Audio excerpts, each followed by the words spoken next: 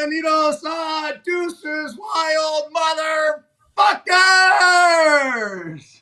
Yeah! And back to another episode Thrill! of No Filter. Oh, Boom! grab my boobies. Ooh, thank So you. Thank you. This is the Selectively Reckless shirt with the silhouette of... Selectively reckless. And look at EB with the layout, brother. Layout. And isn't that what life's about, Thrill? Being selectively reckless, right? Like, not reckless at all times, but basically picking your spots, knowing when to full send that shit. And something that you and I were talking about right before we came on here was the very controversial post that I put on No Filter Network as well as Instagram today, that I have the comments, I mean, they were into the hundreds earlier. I haven't even started looking at them or sifting through them. I just know it's gonna, be overwhelming because I'm gonna want to respond to all of them. It's gonna be really difficult to respond to all of them. But I'll tell you this: the guys did a celebration. We don't know if the St. Louis Cardinals was directed towards Trump or not. We 1,000% know the Tampa Bay player was like, fight on a double celly. And and for some strange reason, you and we kind of think along the same lines. I kind of knew you were going to go there, and so break out the camo hat. Make America great again. God damn it, man. Here we go, right here. Here we go. What is it? The fist and the pump. Oh, whatever. Yeah. Oh, grab the ear. Oh. And here was my point to everybody. It's basically, I don't care if you're a Republican. I don't care if you're a Democrat. I don't care if you love Trump, and I don't care if you hate Trump. But if a Major League Baseball player wants to go out there and celebrate somebody who has dedicated the latter half of his life, the twilight years of his life, to servicing our country any way possible, by gosh damn, he was, and for a reward, he almost gets his fucking head blown off by literally an inch, right? And it's a celebration, I think, more than anything, of a dude that fight, so to speak. So how about this one? All right. Here's a guy that hey, he supports the American workforce and stuff like that. And you guys probably couldn't make the money you made without guys like that supporting your ass. So guess what? We got some patriotic son of a guns in the major leagues. They wanted to make a little statement instead of all of the freaking all that bullshit and putting some sort of stupid ass hat on their head or grabbing a fucking Titan or whatever the shit it is. They wanted to do a little something for Trump getting his ass shot at and his freaking ear blown off, whatever it is. Hey, God bless you guys. Thank y'all so much for fucking being Americans, God damn it. It's okay to love America, Thrill. It's okay to love your former president. It's okay. Without a doubt. Hell yeah. I mean, and that was my point of all this. It's not, I wasn't trying to cause a fucking shitstorm on No Filter, on Instagram, or anything else. And I politically, you and I have talked about this several times. Bro, I'm pretty much in the middle. Like, this isn't like I'm this far right-wing extremist. I just think that even if you reverse the roles and you put Biden in that situation and he survived that and had the same sort of reaction, and guys are out there doing that, I think that's a great celebration of the fucking most powerful position in the world, and guys that are putting their balls on the line and their lives on the line to go out there and represent our country. I think it's bullshit that the certain members of the media are calling them out, saying, how dare them? There was one media member that said the Cardinals should have to give up their team because literally give it back to MLB because they don't deserve a franchise if their players are going to do that. Like, shit that was so over the fucking top. And finally, I kept hearing this shit. And this morning, I said, fuck it, Thrill. I'm going to put this up, and I know it's going to ruffle some feathers, but it's true to my heart. And when it comes to, say, being selectively reckless, it comes with no filter, too. Sometimes I'm going to say some things, and sometimes I'm not. This was selectively reckless. It might have been a little bit of a reckless post, but I was fucking selective about it, and I wholeheartedly stand behind whatever it was that the Cardinals did, whether it was a salute to Trump or not. There's controversy there. Who cares? But if any other Major League Baseball player wants to celebrate Trump or any other politician, I don't give a shit. Fucking go ahead and do it. I support it. I freaking love it. Look at the rant you just went on. Give me some. Give me some, big boy. That's what I'm talking about. Look, hey, it doesn't matter. You even mentioned it just now. Let's say the fucking shoe was on the other foot and fucking somebody shot at Joe Biden. We'd feel the same goddamn way. It's like, that ain't us. That ain't Americans. So, hey, look, the rant that you just went on right there, dude, I am right fucking there with you. And if fucking people think that they can freaking protest this, protest that, well then guess what?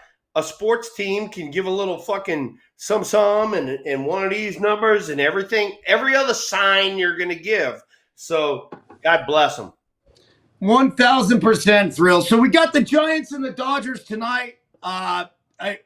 You mentioned Soler leading off for the Giants. Yeah. So we even put that in the chat room. All right. And I don't know what the guys said because that's about the same time you went on. But Soler's in the leadoff spot for the Giants, and Ohtani's in the leadoff spot for the Dodgers. All right, I get it.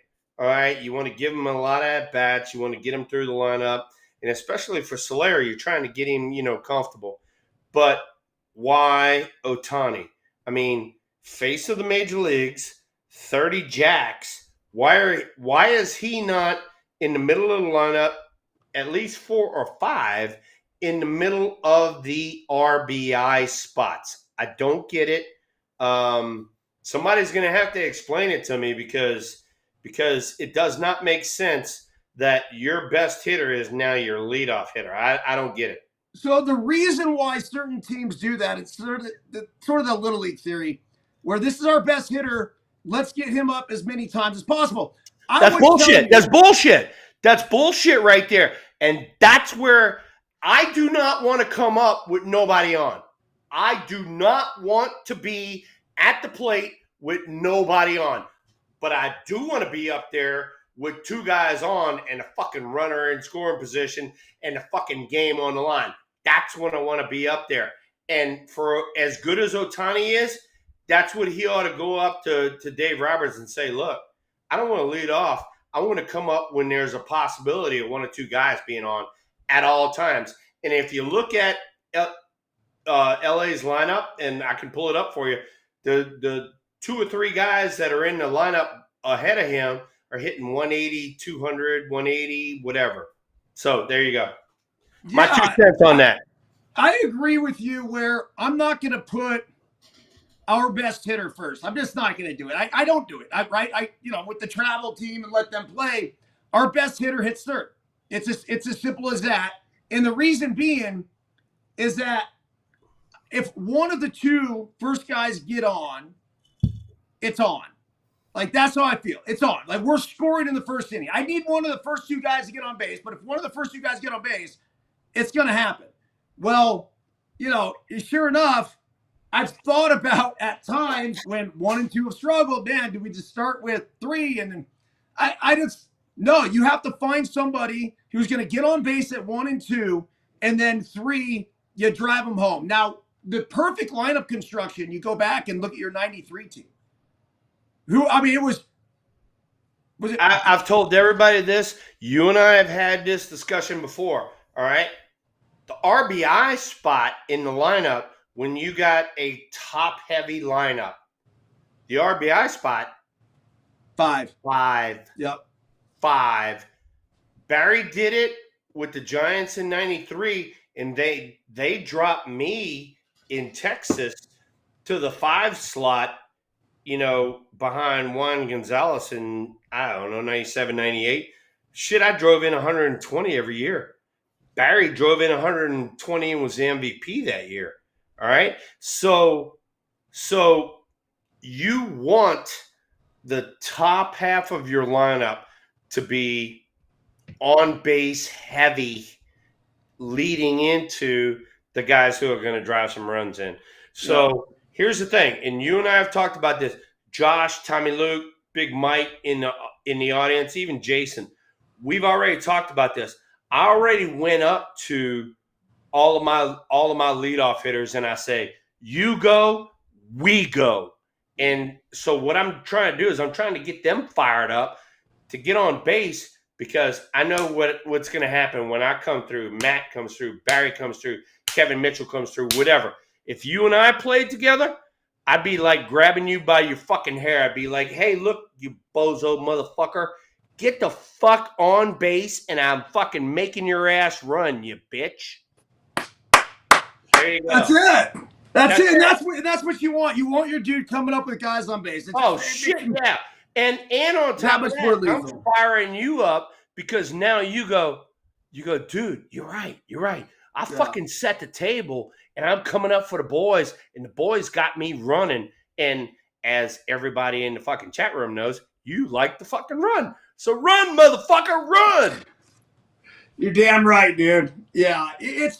And when you look back on all the lineups that you were ever in, I mean, I got them at 89's got to be one of the best ones. 93 had to have been one of the best ones. I have to imagine one of those Texas teams, maybe 95, was one of the best ones.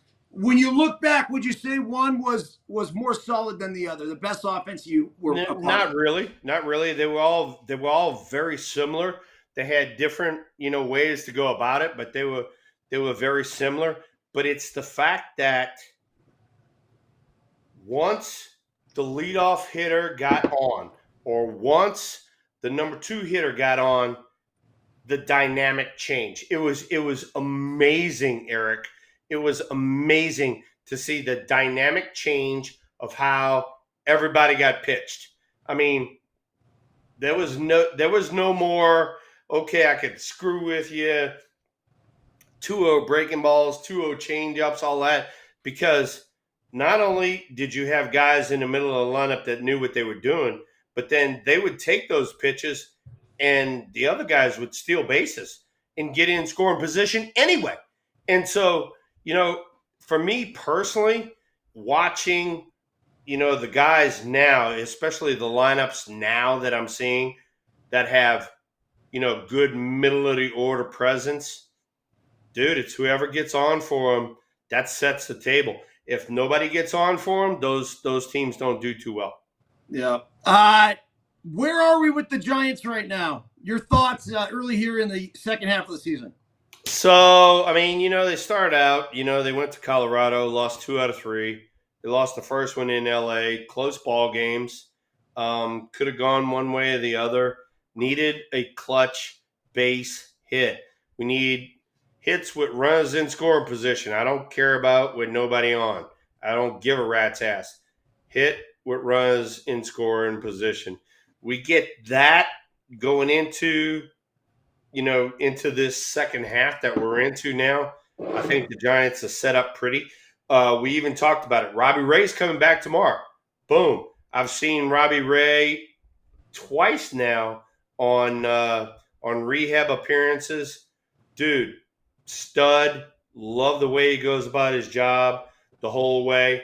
Got Cobb coming back. Cobb's already thrown, 3 or 4, rehab games. He's coming back too. Put it this way, to show you how good the pitching is going to be for the second half of the Giants. Hayden Birdsong went out there and threw the other day 6 innings, 2 hits, punched out 12, and got optioned out so that Robbie Ray could make his start tomorrow. Now, wow. Birdsong's coming back. Don't worry, Birdsong's coming back. This is a formality type thing. It's just a making, paper moves and shit like that. Birdsong's coming back, but that just goes to show you how much pitching that the Giants might have right now if we can just get this offense going. Yeah, they're 4 games back in the wild card thrill. I mean, one of the issues is you got a lot of teams you got to try to leapfrog. It is nice to have Robbie Ray coming back. Birdsong obviously was doing his job. He looked great, but yeah, they have a plethora of dudes. It's just a matter of being able to put it together. Bob Melvin was thrown out of a game exchanging lineup cards the other day. He was unhappy. I love that. I freaking love that. That happened back in the day all the time. Yeah, it was so good, man. You wondered, what was happening, and I guess there were some calls from the previous day that he wasn't thrilled about. So he fucking goes out there. He said, quote unquote, I said some things I probably shouldn't have said. I went over the top. And he's like, I didn't plan it. I look at My this ass, he didn't plan it. My Of ass, course he fucking played it, right? He freaking knew. He knew what he was doing, and he was like, hey, look, I'm in the calls. I didn't get a chance to watch the whole ball games. All right, so I don't know whether it was on the hitter side of the things, the pitcher side of things, whatever.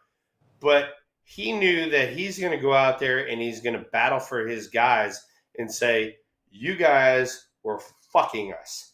And he went out there at home plate. He made it a point, and the crew chief, and just to show you who the crew chief is, I don't even know who the fuck this guy is. So he's probably a younger guy. And guess what? Get your shit together, you and the whole fucking crew. That way you don't screw everybody, right? First off. And then second off, you don't have a manager coming out during the meeting and second guessing your ass all the time. Just be consistent, call the balls in the zone, get the shit right on the base pass. This is not a hard game to umpire. All right? Like bang bang and well, especially with the technology, because with the replay, one of the calls they were arguing is that one of the Colorado guys apparently got hit, but he says he didn't get hit. And the umpire's like, no, you're good. Take your base. And he goes, oh, okay. And he fucking runs to first. Well, then they send it to New York. They take another look at it. Includes the bad minutes. They end up giving him the base. And it ends up costing them. Like, shit like that in today's game, it shouldn't fucking happen. Yeah, no, and especially in today's technology. Hey, we even talked about it. I mean, I was just in Eugene, Oregon, and it didn't happen once. It happened twice in a 6-game set. One of them happened against us. One of them happened for us, to where the batter goes like this. EB, it was a heater up and in, and the guy goes like this, and it hit the knob of the bat, right? And one time the guy just stood there, and everybody goes, foul. One of those numbers. And next time, the kid had, the presence of mind to go, one of those numbers, and he got first base, and he gets to first base, and then after the game, he goes, I didn't get hit. It hit me in the knob of the bat, but he said, I put a good acting job on. I'm like, there you go. If it hits the knob, you just immediately go like this. Oh yeah, it's like, one of those numbers. But anyway, hey, as far as we were talking about with, the wild card race, this is something that you and I have preached, is don't take baseball for a little track of time. Take baseball over the course of time. If you would have looked at, after probably the first 2 months of the season, if you'd have looked at the St. Louis Cardinals, you'd have been like, oh my God, one of those numbers. Now, guess what? St. Louis Cardinals are right in the middle of it. They're number 2 in the wild card race. Why? Because they got hot the last month here, and they jumped right in the middle of it. And that's what you and I keep talking about with the Giants. We got pitching coming back. Let's get hot, boys. We get hot. We're only 4 games back. We're only 4 games back at a wild card. We get hot. Not only we get in the middle of the wild card, damn near we could run the division too. So let's go. I mean, we got pitching coming. Offense, step it up. Let's go. Yeah, I mean, we're live, we're interactive, we're on No Filter Network right now, by the way. If you're listening on Apple, Spotify, wherever else, if you want to come see us live, we are every Tuesday, 6 p.m. ish Pacific time, 8 p.m. Thrill time. We got Battleborn Mike on here. Mike was loving the post from earlier today. He said, absolutely perfect. Battleborn Mike, I appreciate it. You're a patriot. You're a fucking great American.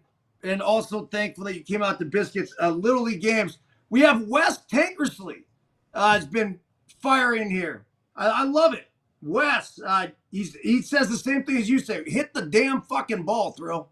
Hey, You got hit. look. Wes has been on here the last few times, dude. He's firing it up. He's talking the shit. And by the way, Battleborn, I was just, you and I talked about it, EB. I was just in Reno doing an appearance. Battleborn showed up. We went out to the range. We did some long range shooting. Fucking got caught up. Had a ball.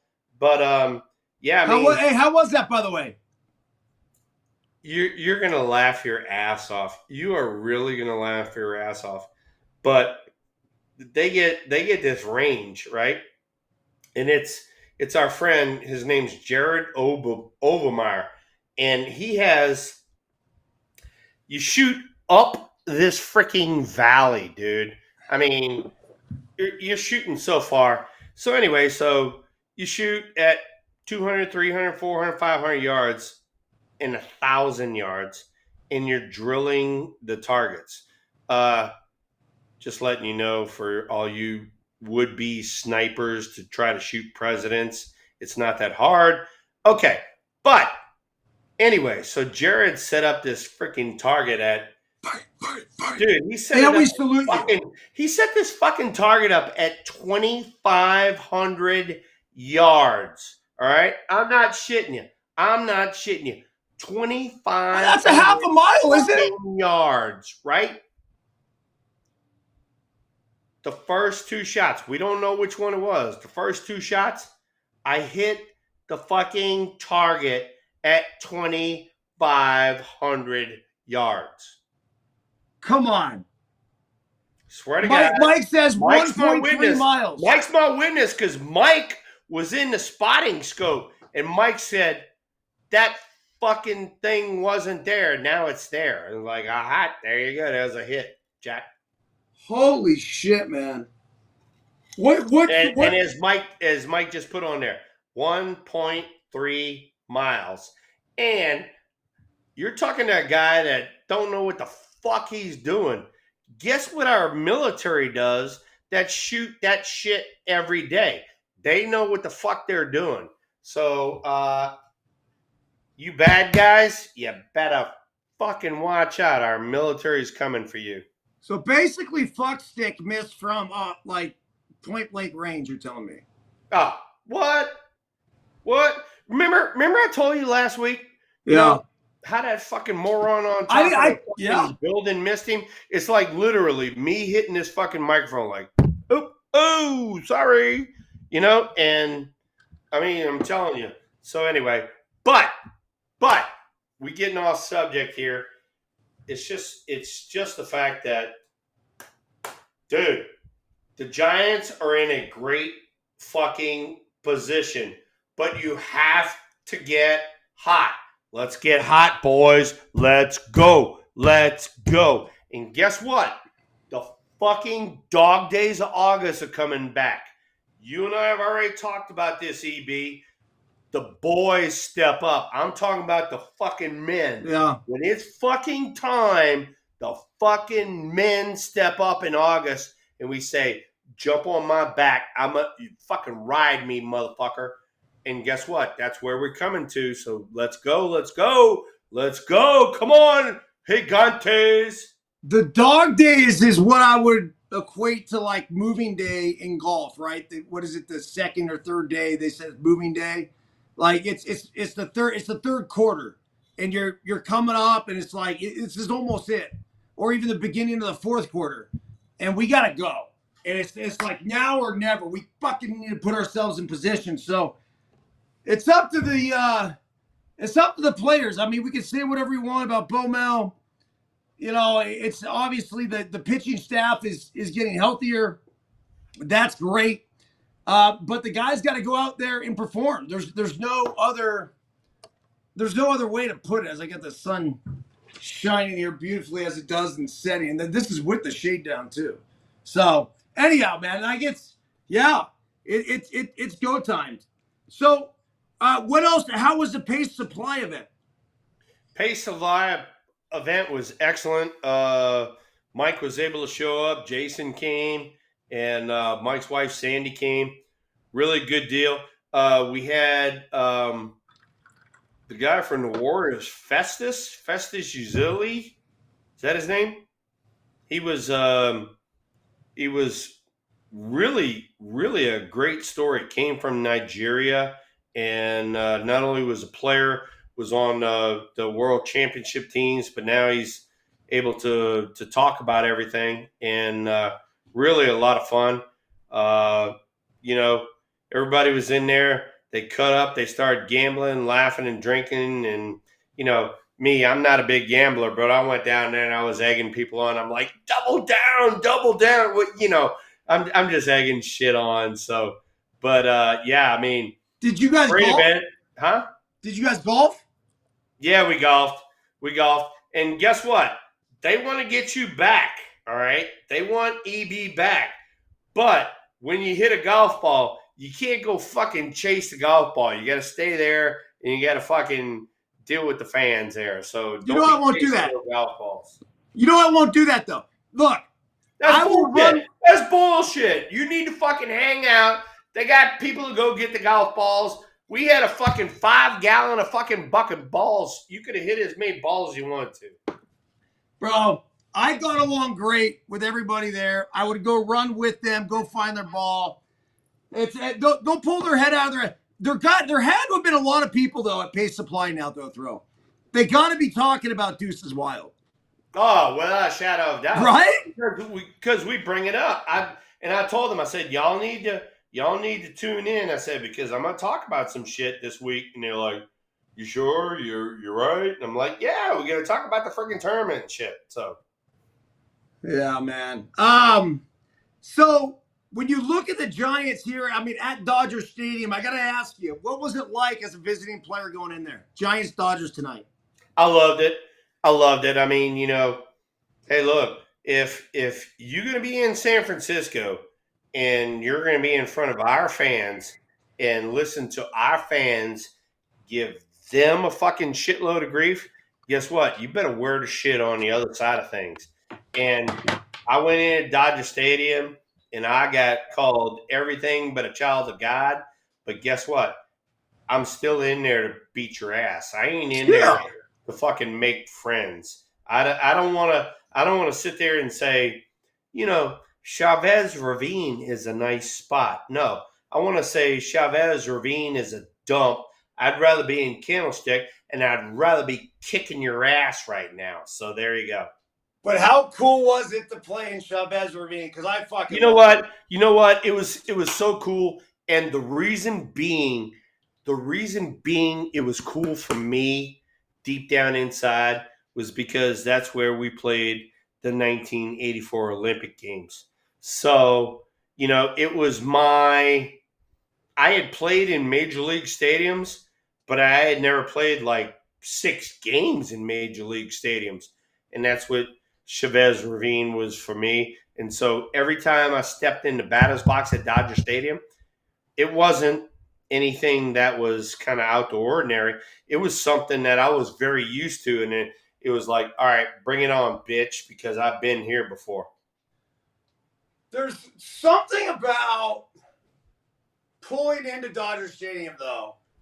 You walked in. I used to always walk in by left field area and walk down in the clubhouse. And, bro, I don't know if it was the same when you were there. I have to imagine it was. But they had the best fucking water pressure ever. As far as like showers go? Unbelievable. Oh, hell yeah. Hell yeah. You got certain ballparks you go into and you're like, somebody can spit on me harder than this, and I still can't get the freaking soap off of me. And then you go into Chavez Ravine, you're like, oh, I got sandblast, and I'm like, ah! What are those numbers? But you Drill, it was before all the water regulations, right? Yeah. Yeah. So Oh, yeah. they're Oh, grandfathered in. way before. Yeah. Oh fuck, man! I used to go in there. I think I might have told you this before, but I would go in there before the game, and I like to shower before game. And so I turn the one on when you first walk in, and then I turn the one on the end, and I turn them on all the way hot. And this fucking water was steaming hot, man, and it would create a natural steam ring. And then I'd sit there butt ass naked, like doing my calisthenics, doing my jumps, getting ready for the game. Dude, you so warmed up. You're like, man, I'm feeling good. I'm stretching and all that sort of shit. Hell yeah. Yeah, man. Hell yeah. Hey, Josh brought it up just now because I mentioned it, but we have never talked about it. But this is the 40th anniversary of the 84 Olympics. 40 freaking years being in baseball. Can you believe that shit? I mean, no shit. I mean, look, you get it because you're a baseball historian and all that. But I mean, you know, I got to the big leagues in '86, so 2 more years. I mean, so you're talking about 38 years in pro ball, but then those 84 Olympics right there is what got me drafted to the San Francisco Giants. So you think so? Oh, without a shadow of a doubt. Without a shadow of a doubt. You were an underclassman on that team, dude. I was an underclassman on that team, and I could have gone anywhere. And the number 1 pick was Milwaukee, and B.J. Surhoff signed before the draft because he wanted to be the number 1 pick. But then after that, it was like, all right, who's the best talent? And for the Giants to go get me with number 2, it was freaking. That is the ultimate, tip of the cap for me. So we haven't talked. I don't know if we talked about it. Have we talked about the Giants draft? Did we talk about it last week? I don't think so. No. Oh, let me go to that because let's do it. Believe it or not, wait a second. I was looking at that shit earlier. Let me bring it up. Go ahead on. Start. Because there was a guy that I read, and actually I put it on here because I want to talk to you about it. All right, bring it on. But they were saying that this guy was one of the steals of the draft, that the Giants got round 4, Dakota Jordan from Mississippi State. He was the 34th ranked player. And let me read this to you. It says, if you just want to go with pure speed and pure raw power, it's right up there with the best combination in the draft. Now, he's raw as a baseball player. He's had some success in the SEC at Mississippi State. If we were to rate the teams most thrilled with the player who got to them after the first round, I think it's going to be the Giants at 116. Thrill, I take this to heart because I was a fucking 4th round pick. Perfect. So you know where this round is coming from. Dakota Jordan, he's Mississippi State, and I've kept an eye on him, outfielder. Not a huge kid, 6 foot, but he's 220. And dude, he put some thunder into some shit and wound up hitting, I don't know, 23, 24 homers, something like that in the SEC, which is freaking awesome. Yeah.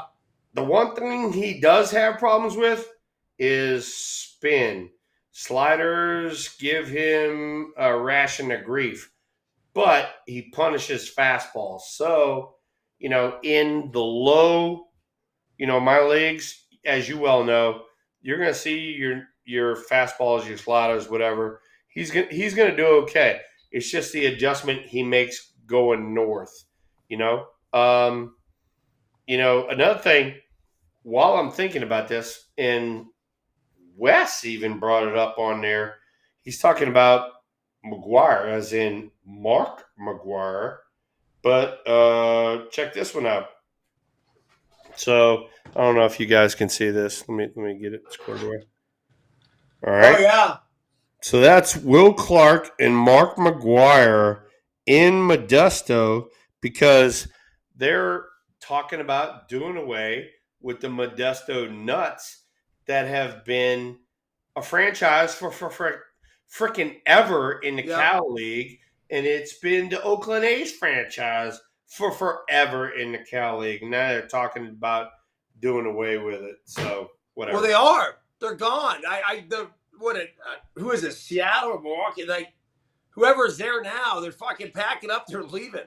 Yeah, That's it. I yeah. played for Modesto. You most certainly did. If there was anybody that came through the A's organization, they played in Modesto. I know you played there. And dude, I mean, just think of when you were in Modesto, who came before you. I mean, the studs. It was like, Yeah. come on, man. And now to just completely do away with the whole thing. But I can promise you. Somebody's going to to relocate into Modesto. They need renovations to the ballpark. That's it. And they don't want the city doesn't want to pay for it. They said fuck it, and whatever organization's there said hey. So let's go back to the draft for a second. All right, go ahead. First round draft pick James Tibbs III, an outfielder from Florida State. Tibbs deserves a lot of credit for improving in consecutive seasons at Florida State. Tibbs went from striking out in almost a third of his plate appearances as a freshman to nearly recording as many home runs, 25, as punch-outs, 30 as a junior. He's becoming physically stronger along the way, too, giving him a solid offensive foundation. Your thought on James Tibbs III? What do you know about him? So the thing about James Tibbs is he got better each year. And the Giants are looking for that exactly what you're talking about right there. He got better each year. His power numbers went up. His RBIs went up. His strikeouts went down.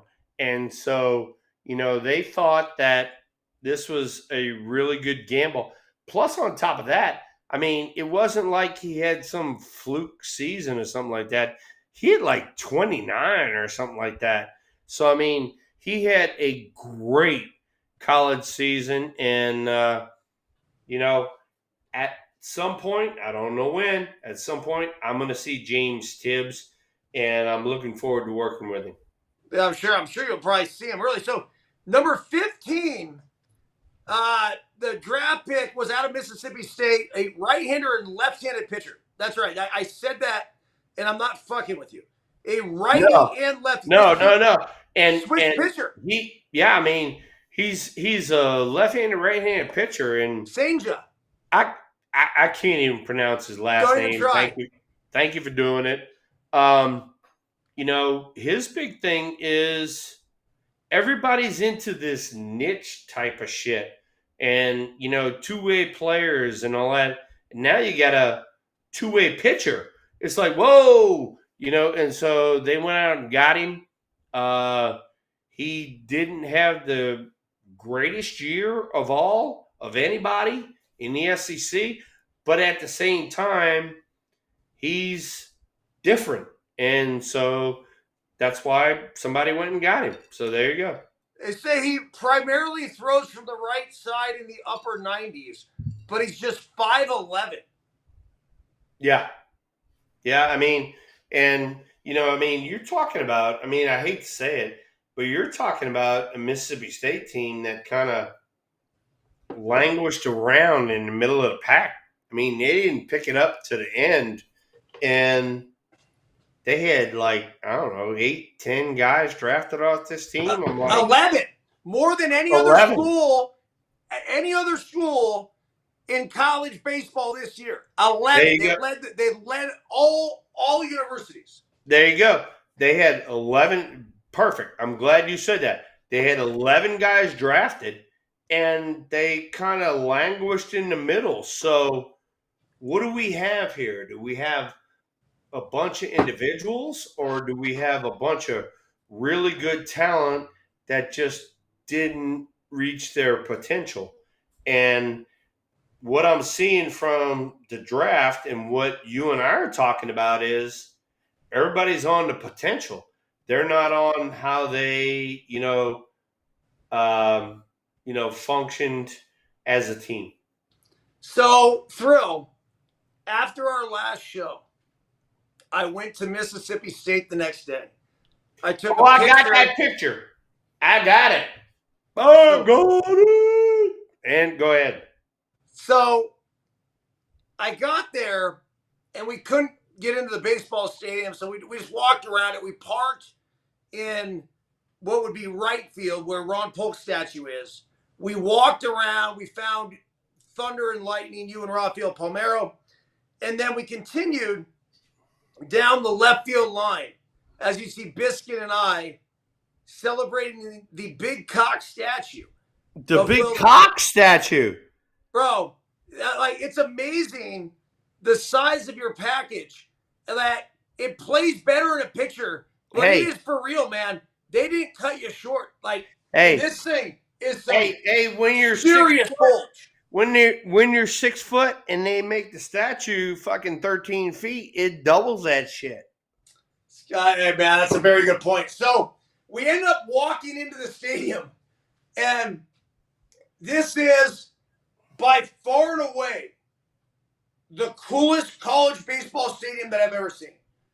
It had not only, the grandstands and everything else, whatever, but that building that they have in left field is so fucking cool. And they lease those out. I want to say it's like 75 grand a year, mainly like high donors and alumni have it.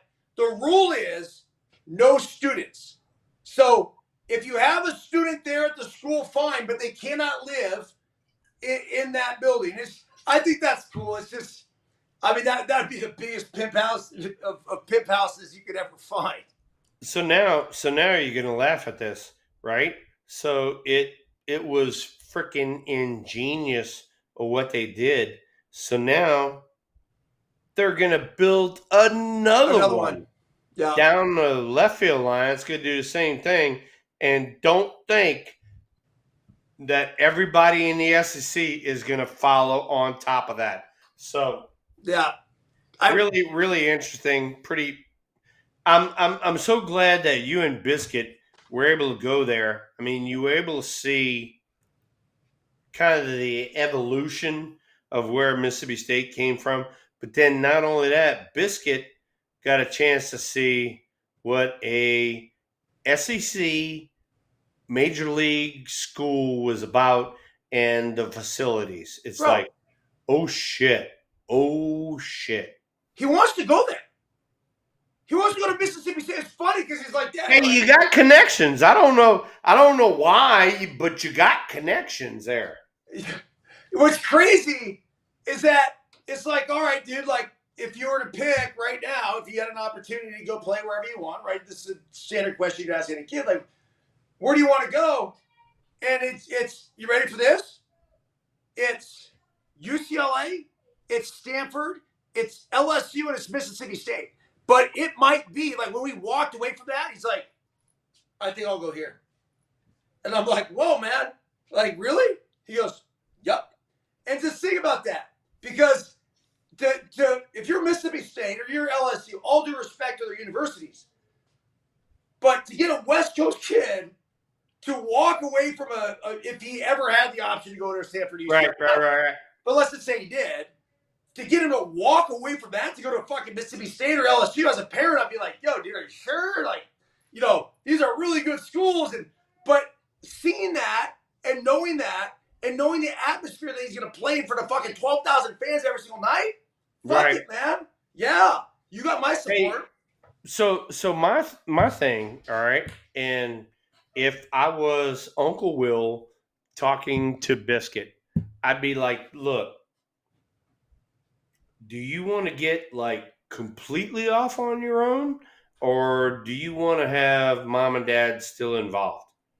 And if he wanted to get like the fuck away, all right, we know what we're talking about. But if he wants to do something and have mom and dad still be part of his life, but be kind of away, I'd pick maybe like a Stanford.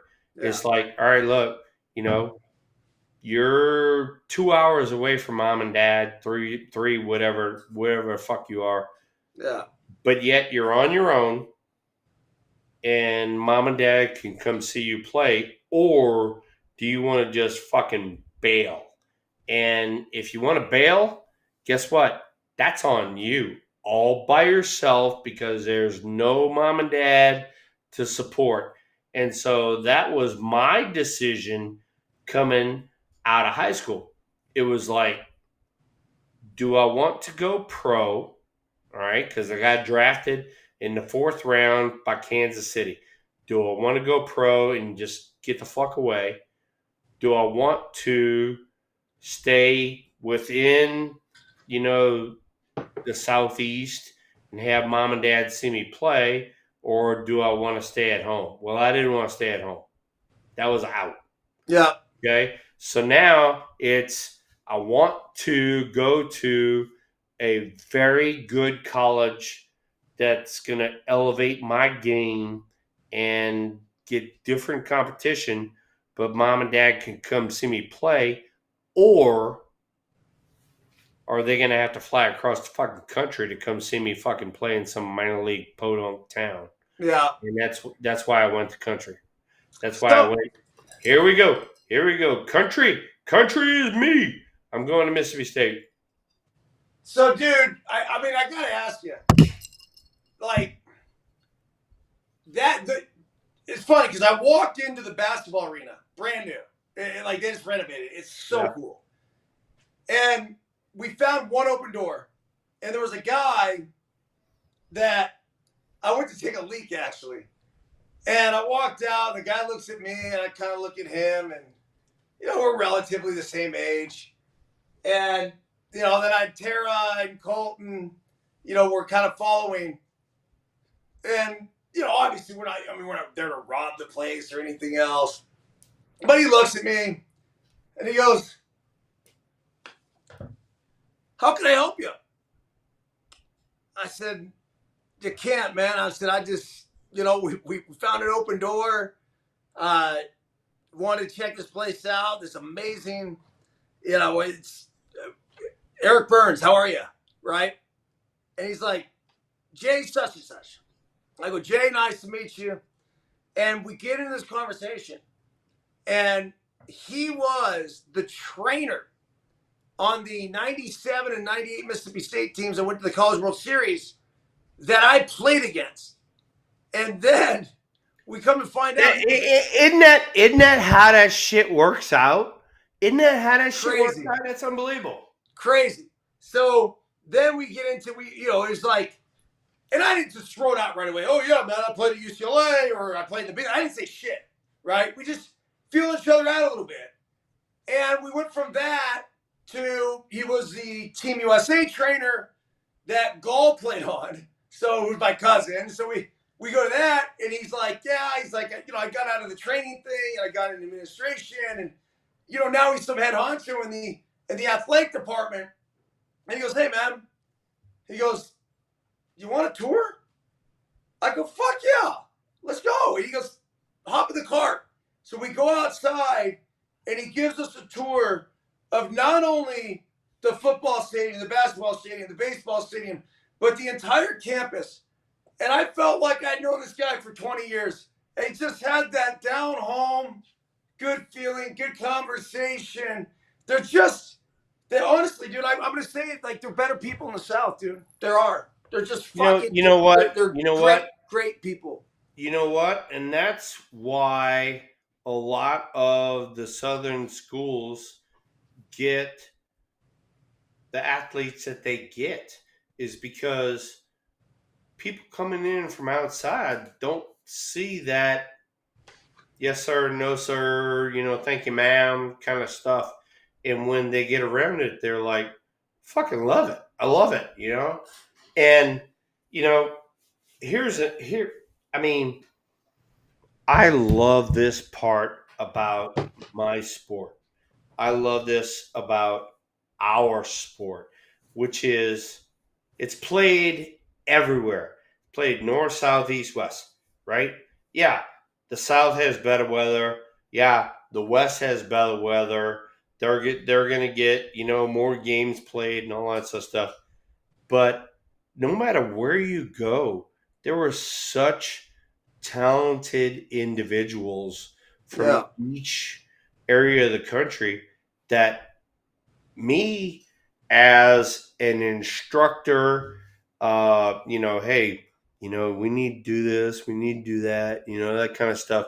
And as an evaluator, I love it. I Yeah. freaking love it. I mean, I am staying in this sport, not necessarily, and I'll tell you this straight out front forward. EB, we've talked about this before. I am staying in this sport not necessarily for the major leaguers. I'm staying in for the minor leaguers because they need this information that you and I are bringing to them. And you're bringing it from a different standpoint. I am directly going into Richmond or That's so San cool. Jose or whatever. You are Get back. bringing it from, hey, this is the 12 and 13 U that is coming up, and they're going to be the next studs. Yeah. Nice piece by Ramos right there. A curveball he shoots to right field. You see that All right right, there? let Take a me look. let me get on the game thing here. Here we go. All That's right. how you hit a fucking curveball, folks. What now? That's how you hit a curveball. Stay back. I mean, it was just like this, like ready, like. There you go. And guess what? Guess what, ladies and gentlemen? He even did it right there. He kept his elbow down and he stayed through it that way. If you would have brought your elbow up, you'd have dipped underneath it and you'd have been a piece of shit. And that is what I am trying to teach these young kids that are coming up. And so Heliot Ramos, hey, look, he's been in my leagues for like 4 years now, maybe even 5 years now. But he's gotten to the point where he listened enough, he perfected it. Now he's a major leaguer. Now, not only is he a major leaguer, he's a major leaguer all star. There you go. Yeah. No, that's cool, dude. Bro, how often do you get back to Mississippi State? You know what? My ranch is 45 minutes from Mississippi State. Come on. I wander around. Nobody knows if I'm there, if I'm not there. I go visit with the coaching staff, all that sort of shit, and nobody knows the thrill was there. Dude, it's just one of the coolest schools I've ever seen too. Like the old bricks, and I Yeah. can't speak more highly of Mississippi State. Like it's one of the best colleges I've ever been to. I never So thought that. I never thought like that would be the case. I had no fucking clue. no, and so when you go around the South, I mean, there are a lot of schools, EB, that are like that, and yeah, I mean, we're one of the more highly publicized ones because of our baseball program, and that's what you're into is you're into baseball. But there's a lot of other good ones down there. National championship a couple years ago. We were on No Filter Network when they actually won it. It's crazy that school's only won one national championship in any sport. Crazy. How's it even Yeah. possible? You know what? It was just one of those things. I mean, when I was at school, we should have won more than one. We probably should have won two, but it was just how the baseball gods looked on things. Yeah, You, it's you know hard. how it is. I mean, Yeah. we were in a driver's seat game, and everybody had to beat us twice.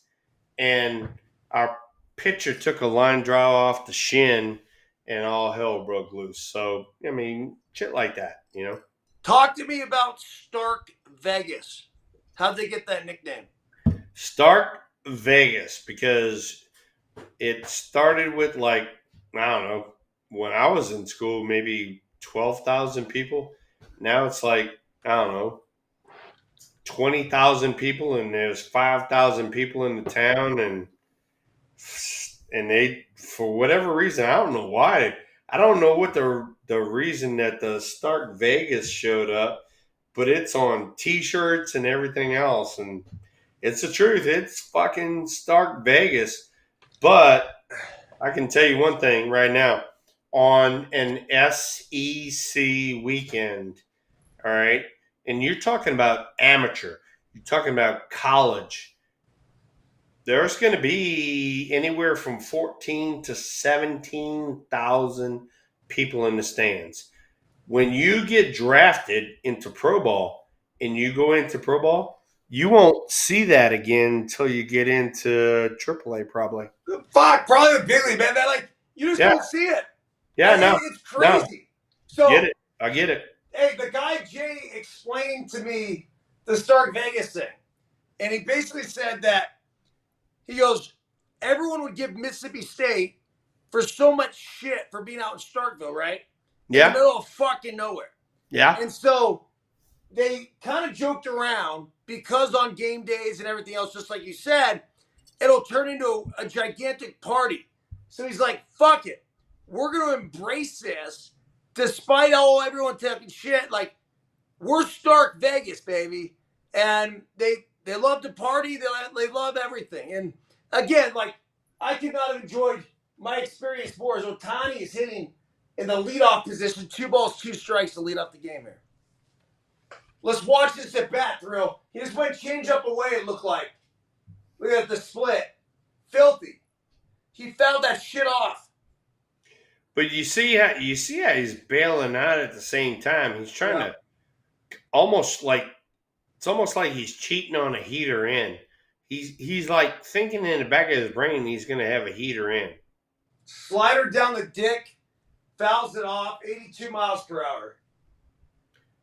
He wasn't looking for a slider. Otherwise, he wouldn't have missed that pitch right there. That freaking center cut everything. Center cut, right? Yeah. All right, 2 balls, 2 strikes. It is the bottom of the first inning. Hicks versus Ohtani. Got him. Slider down and in. Filthy. So Hicks said, "All right, look, I saw what you did that previous swing, and it didn't look like you were looking for a slider." And he's like, "Fuck it, I'll come back with it again, punch him out." That's what I keep telling a lot of our minor league hitters, or excuse me, our minor league pitchers. I keep telling them the same thing. Once you cut it loose, not only you're a fielder, you're an observer. You want to see what kind of swings these guys are getting off on you, and whether to stay with the same pitch, go to a different pitch, whatever. So 1 out now. Will Smith up. It's funny because it used to be what? Ohtani hitting 2 or 3, Will Smith hitting 3 or 4. Mm-hmm. And now they're hitting 1-2. 1-2. Can you believe that? And then, it's an interesting approach. And then, I mean, I hate to say it, but that's what the loss of Mookie Betts does to them. I mean, that whole lineup would be completely different. It'd be Freeman, Ohtani, Will Smith if Mookie was in the top of the lineup, but that's not what's happening now. No, he's obviously hurt. He's been out. Hicks again, 95 mile per hour sinker running in on his hands. Hicks looks like he's got some really good shit tonight. He might not be throwing 100, but he doesn't need really to throw 100 if he's throwing 95 and the shit's moving. Doesn't have to, right? No, exactly. There's another slider, 83 miles per hour. 2 balls, 2 strikes now. It looked like Will Smith was on that one, so you wonder if he tries to run a fastball in underneath his hands. That would be the setup pitch for this. It looks like he's going away again. Oh, it's an awful call, but he gets the strikeout. Strike 3.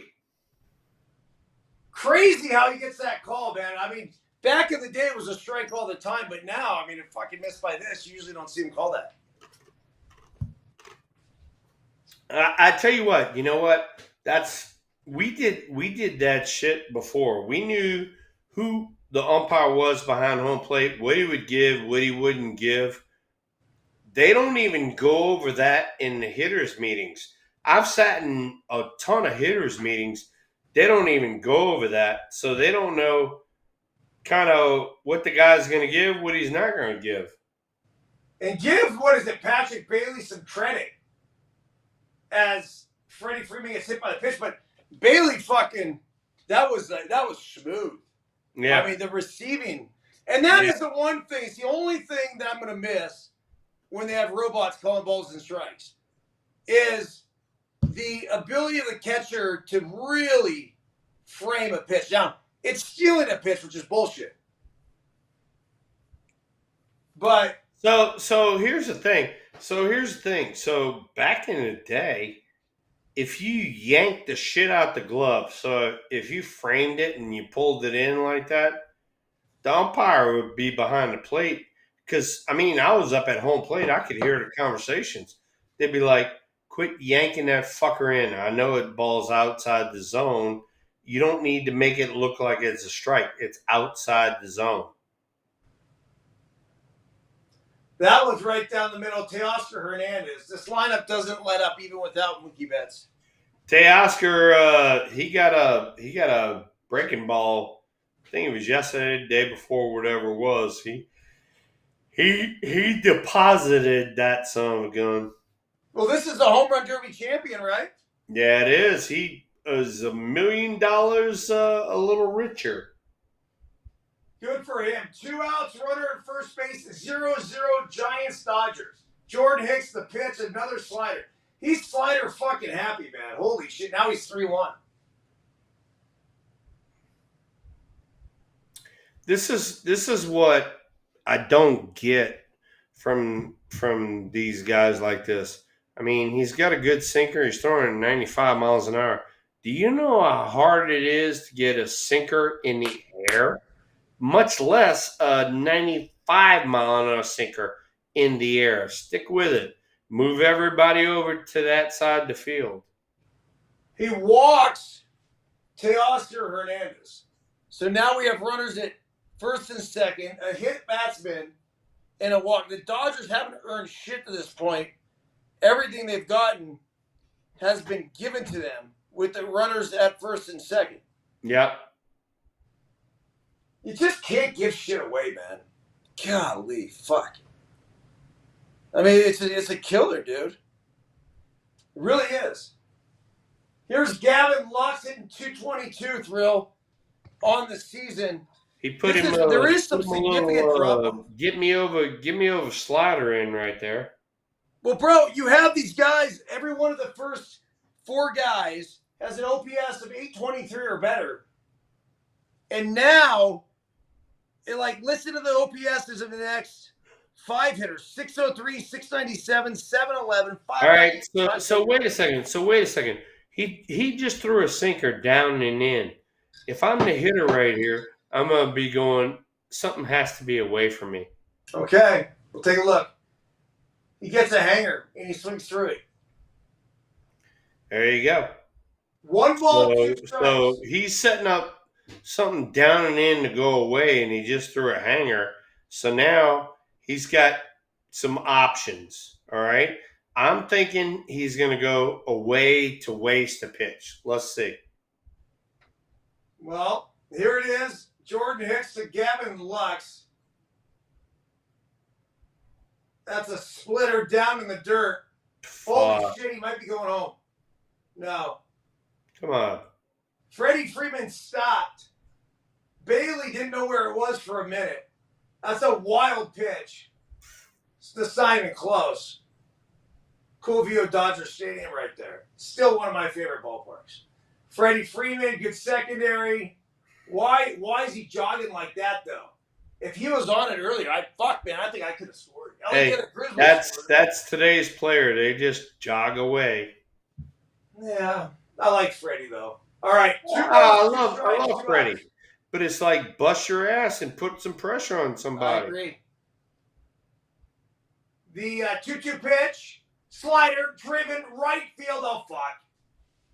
2 runs will score. The only question is it a double or triple? It looks like it's going to be a triple. No, he gets thrown out at third. See ya. I love the hit, though, and good for Gavin Lux going for 3. He said, fuck it. With 2 outs, typically you would not go for 3, though. Yeah, no. But no, he did the right thing. He's putting the pressure. You have to have a perfect throw to get him out right there. But it's the fact that, I mean, he threw 1 dirt and now he's scared. So it's like it either has to be the sinker or the slider. He sat on the slider, he got it, and shit happens. How about a 95-mile-per-hour fucking 2-seamer that starts at his hip and runs back? Nobody challenges anybody with a fastball. We talked about that. Dog shit pitch selection. Fucking hey, look. Dirt. And like you said, your thrill, you just said it. I want to reiterate it. Now he's like, oh fuck, I can't throw another one in the dirt. So if you're throwing a splitter or you're throwing a slider, what are you gonna do? You're gonna fucking hang it. Hey, guess what? Hayden Birdsong did it the other day. He got 12 strikeouts. He threw 60-something% off speed. And he's throwing 97. 97. Do you know how hard that is to hit if you locate it? But they don't locate it no more. So there we go. And that's the thing. It's not that I'm asking these major league pitchers, or I'm gonna speak for both of them, that we're asking these major league pitchers to throw fastballs down the dick. What I'm asking for is a 2-seamer that starts at Gavin Lux's hip and ends up on the inside corner of the plate, and he gets fucking rung up on a strike 3. Not a goddamn hanging slider. All right, so I told somebody this one the other day. I go, do you know how Steve Carlton got to be a Hall of Famer? He's a left-hander, and he threw a freaking slider down and into right-handers because he knew he'd swing over the top of it. What do you think a sinker baller is down and into a right-hander? Over the top of it. Yeah. Thank you. Yeah. I just, look, I think the best thing, I'm going to reiterate and I'll keep talking about it, is that if you throw a split in the dirt and now you have guys at second or third, the only thing in your mind is like, I can't throw another one in the dirt. I'm not throwing a slider in the dirt and I'm not throwing a splitter in the dirt. So at that point, let's go back to the fastball, right? And instead he goes back to the slider, but he throws a cautious slider, and now it's 2-0 Dodgers. But here's another thing too.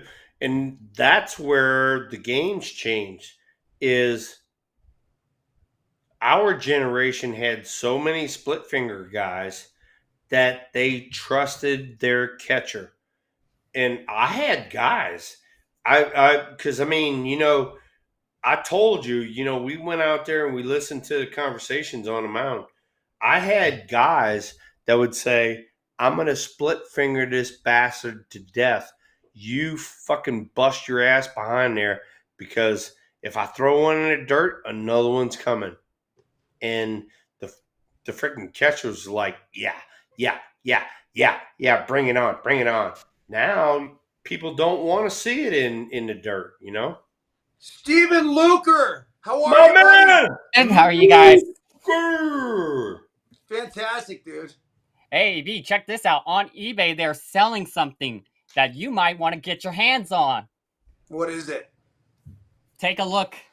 Oh, Modesto A's, Alpine Meats. I will buy that, Luker. I'll buy that right there. What's the going rate right now, Luker? Let me look. I will pull it up. I just took the picture off of eBay and just looked it up. Let me pull it up. Luker, Oh, the over-under on this is $5. Look, Steve, Yeah. look. Just go ahead and buy it, and I will pay you for it without a shadow of a doubt. We need an EB bobblehead. A Modesto A's EB bobblehead. You bet your ass. Luker, buy that son of a bitch. I'll pay you, and I'll fucking tip you. All right, $11 right now. Is on that eBay. the buy What? now bid? That's the What? buy now. Well, and there's get it. four Get it, available. Luker. Get that son of a bitch. And there's 4 available left. 4? Oh. Yeah. Buy all 4 of them. And it's- Luker, buy all 4 of them. I'll give you $100. Go ahead. That's coming from Ripon, California. I mean, Ripon's right there. That's where we play We some baseball need tournament. EB bobbleheads, Luker. And it's buy them $10 son of a with bitches. shipping. There's $10 with shipping. I'll freaking get you to $100, Luker.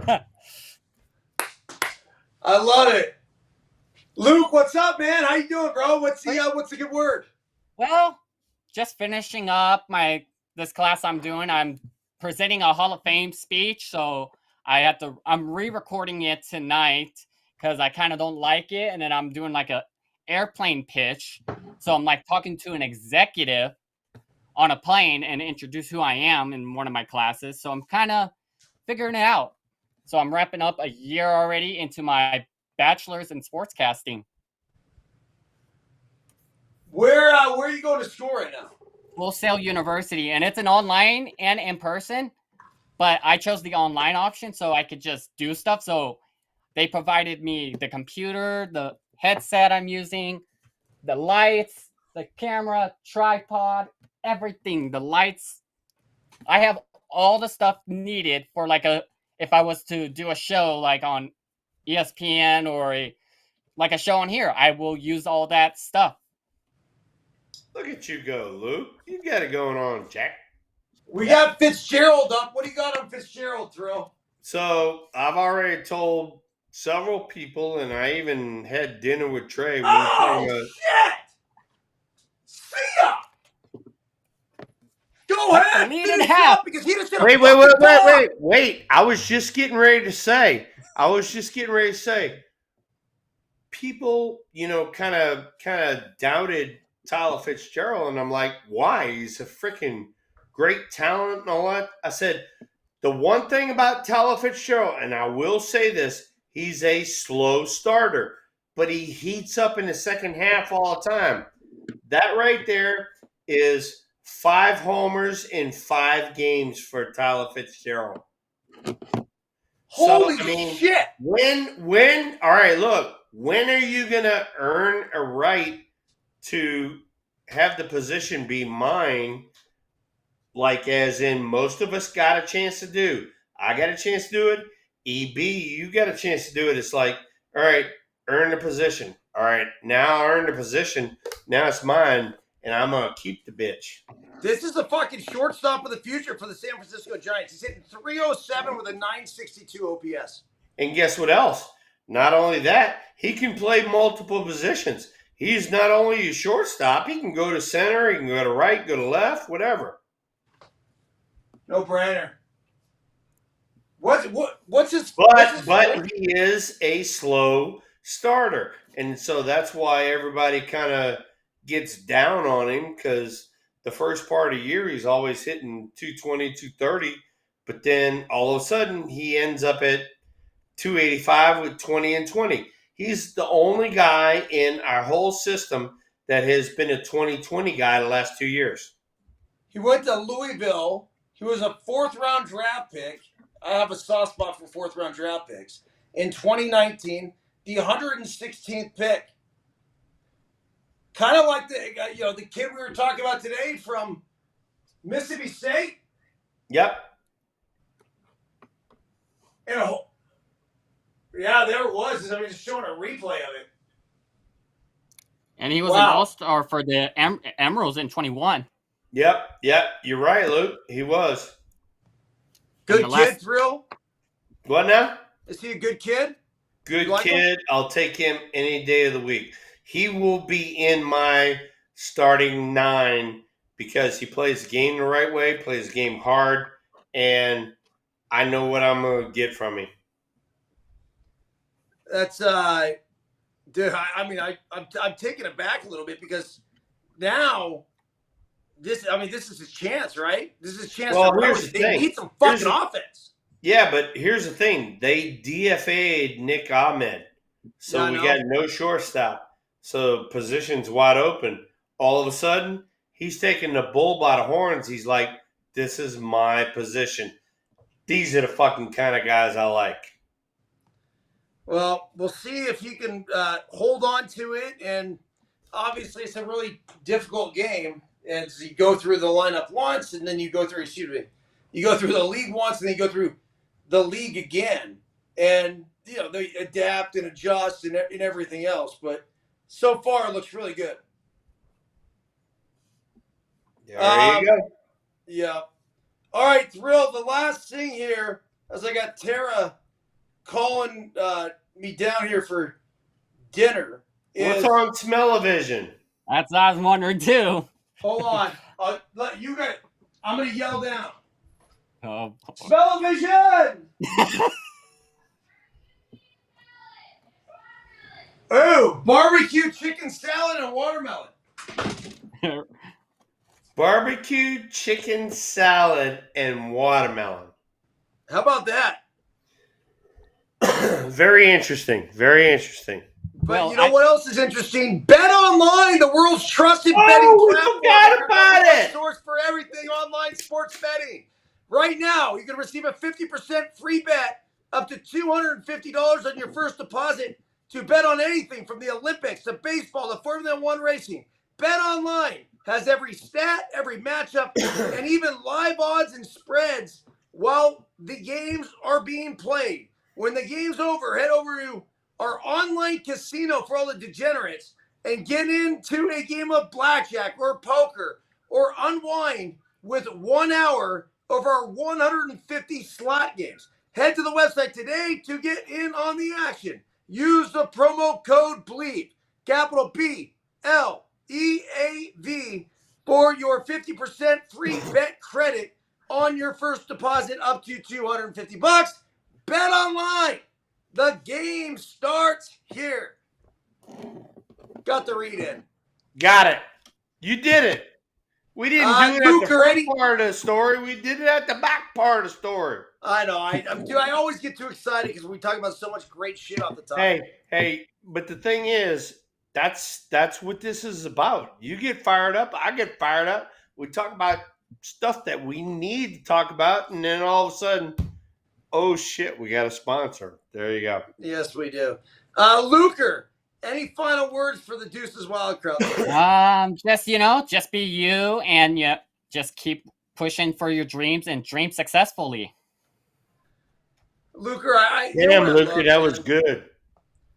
I feel like you keep, as you age, like there's this wisdom about you, and I think it's because you watch us.